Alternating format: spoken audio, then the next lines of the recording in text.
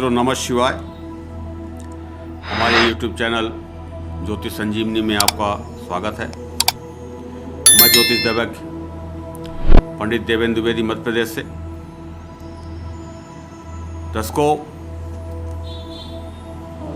काल सर्प योग जन्म कुंडली में जहाँ कई प्रकार के शुभ योगों का निर्माण होता है, बनते हैं, वहीं अशुभ योगों का भी निर्माण होता है, बनते हैं। और अशुभ योग हमें परेशान भी करते हैं, हमें समस्याएं देते हैं। शुभ योग हमें शुभ फल देते हैं। इसी अशुभ योगों में से कई दिनों से मैं आपसे बातें कर रहा हूं काल सर्प योग की। कई लोगों ने मुझसे कहा कि थोड़ा सा काल सर्प के बारे में आप बताएं। जो जानकारी मेरे पास है मैं आप तक पहुंचाने का प्रयास करता हूं। मुख्य रूप से 12 प्रकार के काल सर्प योग बनते हैं। यह उदाहरण कुंडली है। प्रथम भाव, द्वितीय भाव, चतुर्थ, सप्तम, दशम, द्वादश, ये 12 भाव में राहु जिस भाव में बैठता है उस काल सर्प का नाम बदल जाता है, स्वरूप बदल जाता है। राहु जिस भाव में बैठता है वहां एक नया नाम हो जाता है। इसके पहले 6 काल सर्प दोष काल सर्प योग की मैं बात आपसे कर चुका हूं। आज सप्तम भाव, आपकी जन्म कुंडली में सप्तम भाव जो है ये पति पत्नी का भाव है, लव मैरिज का भाव है, विवाह का भाव है, पार्टनरशिप का भाव है। यहां पर राहु बैठ जाए और लग्न में केतु बैठ जाए, तो जब ये दोनों ग्रह यहां पर बैठ जाएं और इसके एक तरफ, इस तरफ या इस तरफ, बाकी ग्रह सूर्य से लेकर शनि तक जो बाकी ग्रह 7 ग्रह और हैं वो बैठ जाएं, तो काल सर्प योग बनता है। पर काल सर्प योग कौन सा, 12 काल सर्प योगों में से कौन सा काल सर्प योग बनेगा? तो यहां पर बनेगा तक्षक काल सर्प योग। सप्तम भाव में राहु, लग्न में केतु, तो ये होता है सप्तम भाव से बनने वाला तक्षक काल सर्प योग। ये तो हुई काल सर्प योग बनने की बात। अब दूसरी बात देखिए कि बहुत से लोगों के मन में एक बात आ जाती है कि मेरी जन्म कुंडली में काल सर्प योग बना हुआ है और जीवन में जो भी समस्याएं आ रही हैं, जो भी परेशानियां हैं, वो काल सर्प योग की वजह से है। तो पहले तो मैं आपसे ये कहूंगा कि 9 ग्रह हैं और 9 ग्रहों में किसी न किसी ग्रह की महादशा चलती है, किसी की अंतरदशा चलती है, किसी की प्रत्यंतर दशा चलती है, तो कोई ग्रह गोचर में चल रहे हैं, आदि आदि। और ग्रहों का भी प्रभाव जीवन में समय समय पर पड़ता रहता है। ये काल सर्प, तक्षक काल सर्प योग जो कुंडली में बनता है, ये कब प्रभावी होगा? इसे ध्यान से सुने कि जब राहु की महादशा आएगी या अंतरदशा आएगी या प्रत्यंतर दशा आएगी या गोचर में रहेंगे राहु, तब ये अपना शुभ या अशुभ फल प्रदान करेंगे। दूसरा, इतना देख लेने से, चलिए मान लेता हूं कि राहु और केतु काल सर्प योग वहां पर बना दिए हैं और उनके एक तरफ जो है बाकी ग्रह आ गए, तो देखने में आपको काल सर्प योग लग गया। और यहाँ पर मैं बता रहा हूँ जैसे कि सप्तम भाव से बनने वाला जो काल सर्प योग है उसका नाम है तक्षक काल सर्प योग। चलिए, तक्षक काल सर्प योग बन गया, तो क्या ये समस्या का कारण है? मैं 100% ये नहीं कह सकता कि ये समस्या का कारण है। इसे गहराई से जानने का प्रयास करें। राहु, ये जो राहु है, सबसे पहले आप अपनी जन्म कुंडली में डिग्री देखें। एक तरफ ग्रहों की डिग्री लिखी होती है और राहु आपकी जन्म कुंडली में कितनी डिग्री का है। अब यहां पर एक उदाहरण मैं आपको देता हूं कि अगर 0 से लेकर के 6 डिग्री तक राहु है तो ये बाल्यावस्था हो गई, कमजोर अवस्था है। 6 से लेकर के 12 तक हो गई तो ये युवावस्था है, ये थोड़ा मजबूत हुआ। और 12 से लेकर के 18 तक ये हुआ तो ये पूर्ण युवावस्था हुआ। अब अगर 6 डिग्री तक है, 0 से लेकर के 6 डिग्री तक है तो ये अपना 25% प्रभाव दिखाएगा।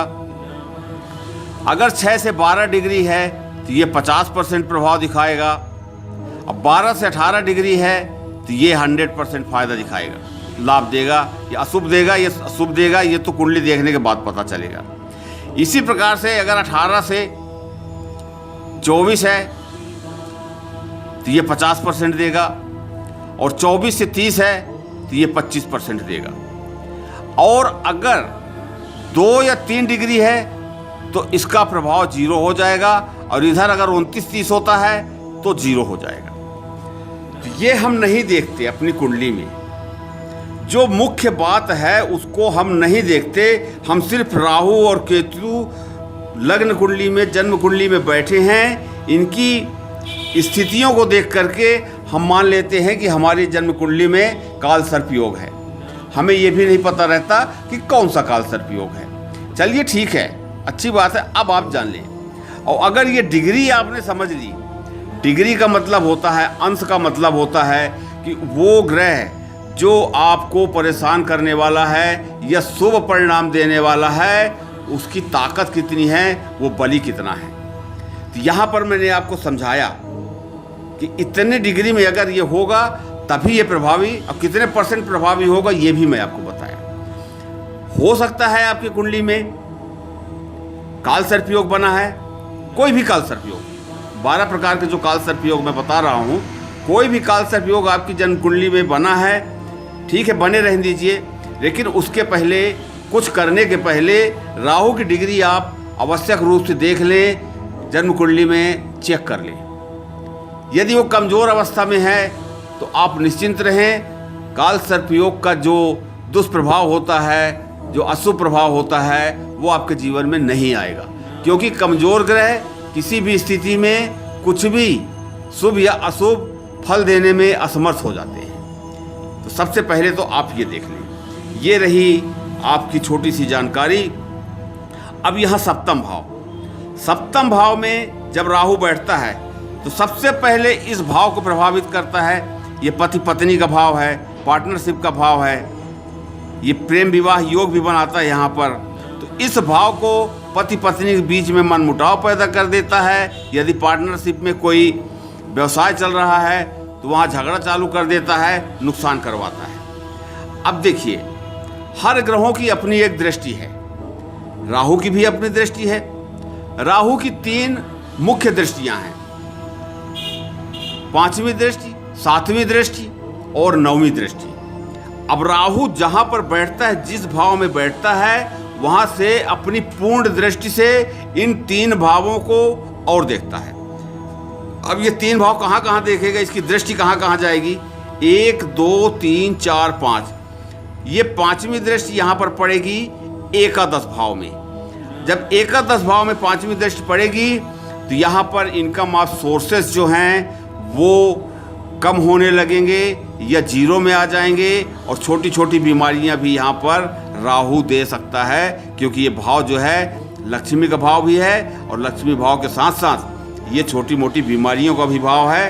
तो यहाँ पर 5वीं दृष्टि से इसको प्रभावित करने के साथ साथ इसको भी प्रभावित करेगा, आय में कमी करेगा, रुकावटें पैदा होगी। अब 1, 2, 3, 4, 5, 6, 7, ये 7वां भाव है। 7वां भाव मस्तिष्क का भाव, चिंतन का भाव।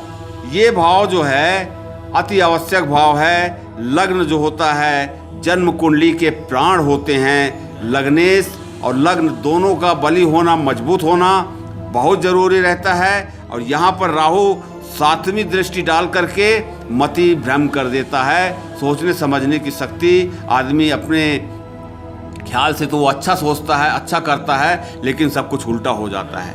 अब यहाँ पर देखिए 7, 8, 9 नौवीं दृष्टि राहु की जो है जन्म कुंडली के तीसरे भाव में पड़ रही है। अब तीसरे भाव में पड़ रही है तो ये है परिश्रम का भाव, छोटे भाई बहनों का भाव। यहाँ पर बहुत ज़्यादा परिश्रम करवाएगा। हाँ, ये है कि परिश्रम के बाद उसका परिणाम जो है थोड़ा सा पॉजिटिव रहेगा, थोड़ा सा इसका फल मिल सकता है, किंतु छोटे भाई बहनों का प्रेम में थोड़ी कमी आ जाएगी। तो पहले तो आप ये मान लें कि कोई भी ग्रह जिसकी महादशा चलेगी, जिसकी अंतर्दशा चलेगी, जिसकी प्रत्यंतर दशा चलेगी, वही ग्रह आपके हमारे जीवन में प्रभावी होते हैं, वही ग्रह हमें शुभ और अशुभ फल देने में समर्थ होते हैं। बाकी 9 ग्रह होते हैं, सबकी अपनी अपनी भूमिका होती है। यहाँ पर और भी, ये तो 2 ग्रहों की मैंने बात की, यहाँ और भी ग्रह जो 7 ग्रह हैं वो भी तो कहीं ना कहीं बैठे हैं, उनकी भी कहीं ना कहीं दृष्टि पड़ रही है, वो भी तो उनकी भी महादशा अंतर्दशा आनी है। तो घबराने की, अनायास परेशान होने की जरूरत नहीं है। लोग इसको बढ़ा चढ़ा करके काल सर्पयोग, काल सर्पयोग, काल सर्पयोग, ये गलत है। मैं बहुत कुंडलियों में देखा हूँ और उनका जीवन बहुत सुखी, बहुत मंगलमय है। तो जहाँ पर काल सर्प दोष राहु जो है कहीं अगर बुरे परिणाम देता है तो कहीं कहीं बहुत अच्छे भी परिणाम देता है। राहु जो है एक मायावी ग्रह है, चातुर ग्रह है, चालाक ग्रह है, छलिया ग्रह है। ये शरीर नहीं है, ये छाया ग्रह है, ये पिंड ग्रह नहीं है, छाया ग्रह है। ये राहु, इसे किसी भी राशि का स्वामित्व प्राप्त नहीं है, अर्थात किसी भी राशि का स्वामी नहीं है। इसके बाद भी मानव जीवन में राहु जो है बहुत ज़्यादा प्रभाव रखता है। राजा को रंग बना देना, रंग को राजा बना देना, रातों रात करोड़पति अरबपति बना देना, रातों रात मंत्री मिनिस्टर बना देना, पता नहीं क्या कर सकता है राहु। चमत्कारी ग्रह है, गड़ा धन, अचानक धन आदि आदि। और यही राहु अगर क्रोधित हो गया, गुस्से में आ जाए तो सब कुछ ले भी लेता है और क्षणिक समय लगता है, लेने में ज़्यादा समय नहीं लगता है। तो इसलिए राहु को कमज़ोर न समझें। यदि आपकी जन्म कुंडली में किसी प्रकार का दोष है, उसे कैसे दूर किया जाए।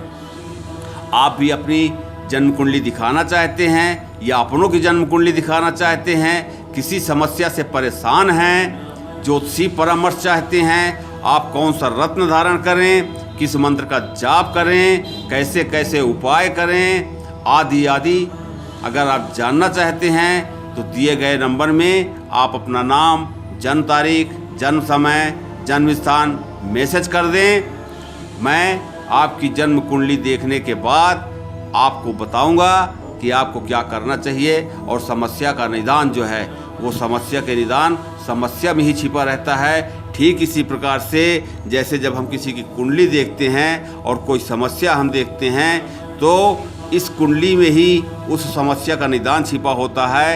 ये बहुत बड़ी गणित नहीं है, छोटी सी जानकारी है और उसी के आधार पर ज्योतिषी जो है आपको मार्गदर्शन देते हैं, बताते हैं कि ऐसा ऐसा करें और आपका जीवन सुखी और मंगलमय हो जाता है। इन्हीं शब्दों के साथ मैं अपनी वाणी को विराम देता हूँ। भगवान भोलेनाथ कृपा करें, आशीर्वाद दें, आप संतुष्ट रहें, खुश रहें। अगर ये वीडियो आपको अच्छा लगा हो तो मैं एक अपेक्षा आपसे करूँगा कि इसे आप प्लीज़ लाइक कर लीजिए, इसे आप अपने व्हाट्सएप ग्रुप में वगैरह वगैरह जो है वहाँ शेयर कर दीजिए और तीसरा सब्सक्राइब कर लीजिए। आप सब्सक्राइब कर लेंगे तो ये वीडियो जो है आपके पास तत्काल पहुँचेगा। नमः शिवाय।